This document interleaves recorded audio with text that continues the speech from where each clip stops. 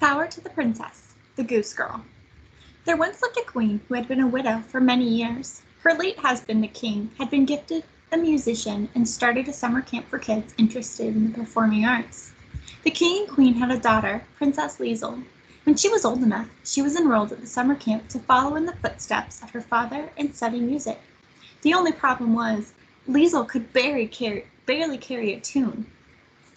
Nearby in the village was a talented youngster, the baker's daughter, Greta. She loved to sing, but only to herself in the bakery, as she was a bit shy. Her family thought performing might help her come out of her shell, so they enrolled her in the same summer camp to study theater. The camp was a distant place, and campers had to ride on a funicular up a steep mountain through dense fog to reach it. It was a tricky journey, and many parents sent good luck charms with their child to keep them safe.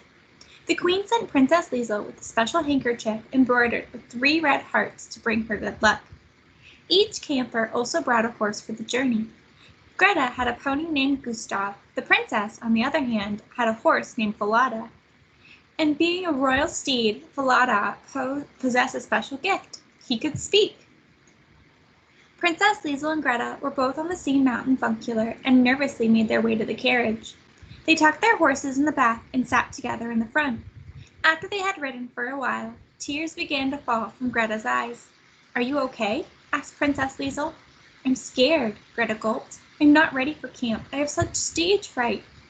Princess Liesel looked out at the mountains and wondered what she could do to help. "I'm doing the music camp.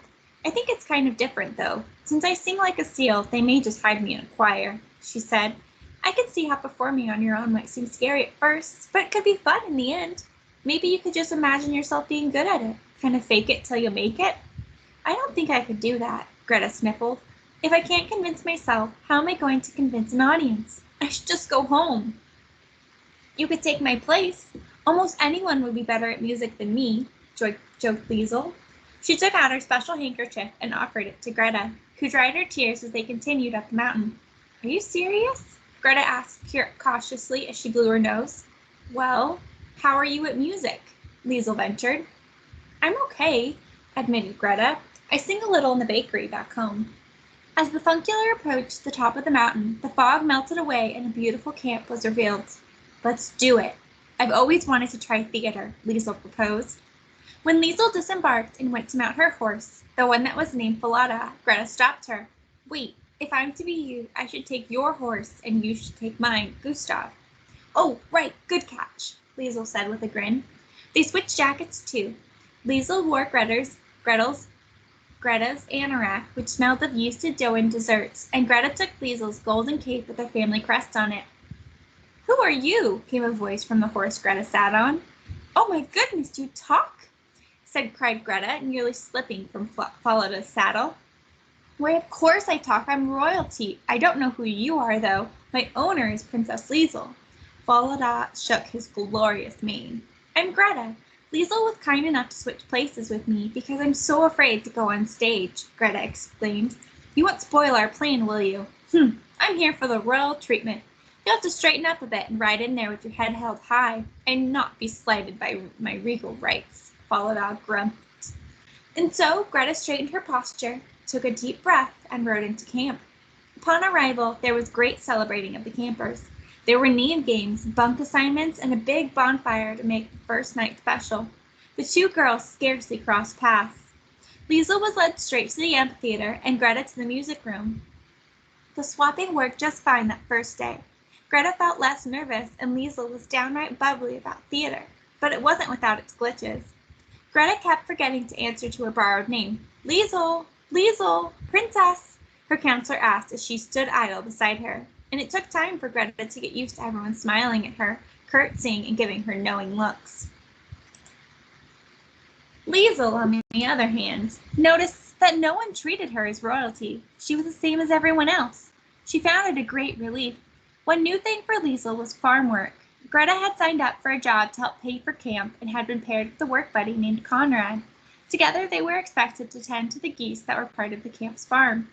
Liesel didn't have much experience with farm work, much less fowl. "You move like a bird yourself," Conrad jested as Liesel skittled after the geese. When she held her nose to scrape poop off her shoe, she slipped and fell in the mud.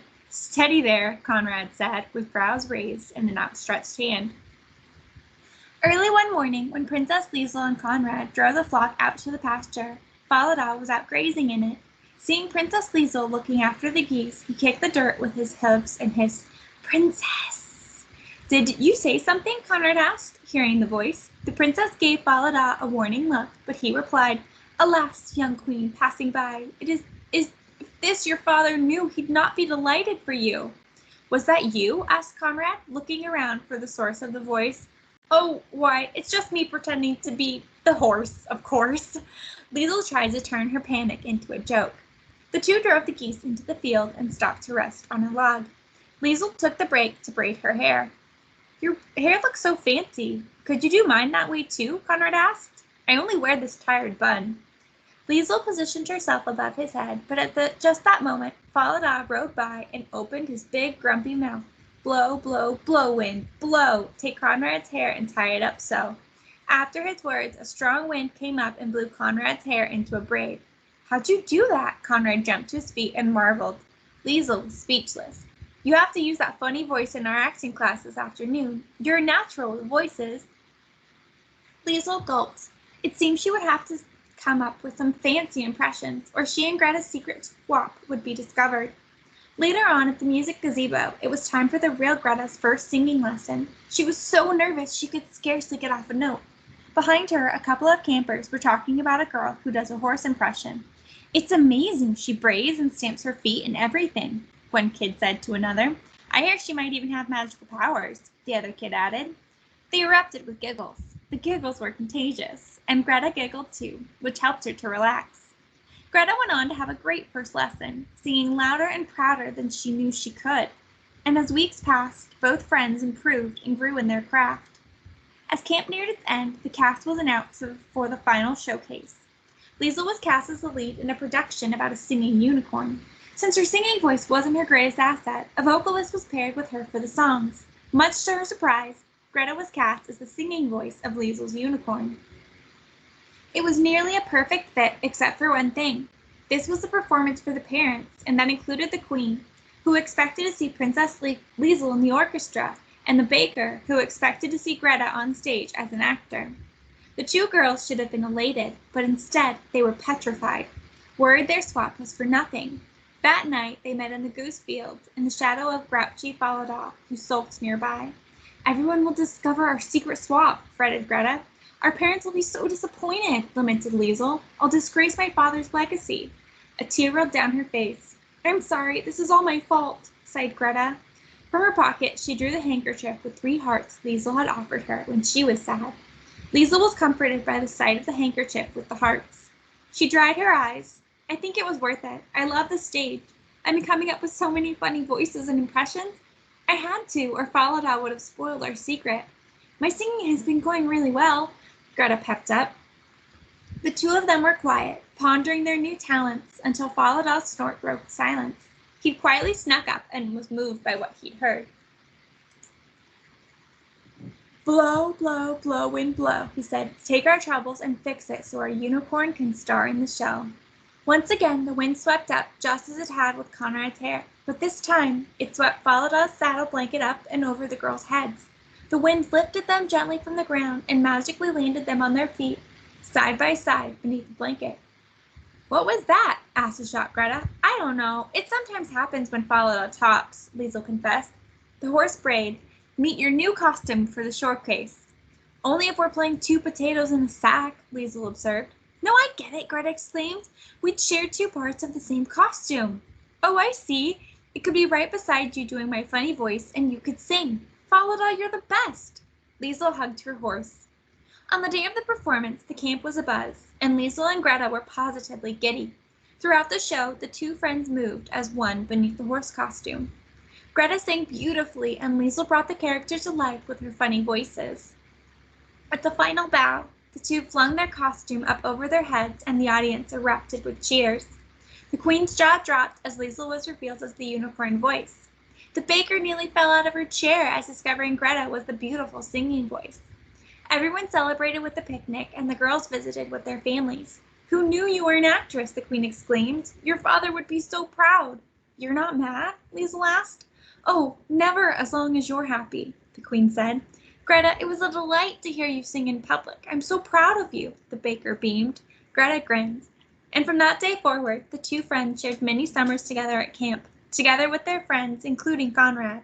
They performed duets and coached younger campers as counselors. As the years passed, Greta went on to take over the family bakery.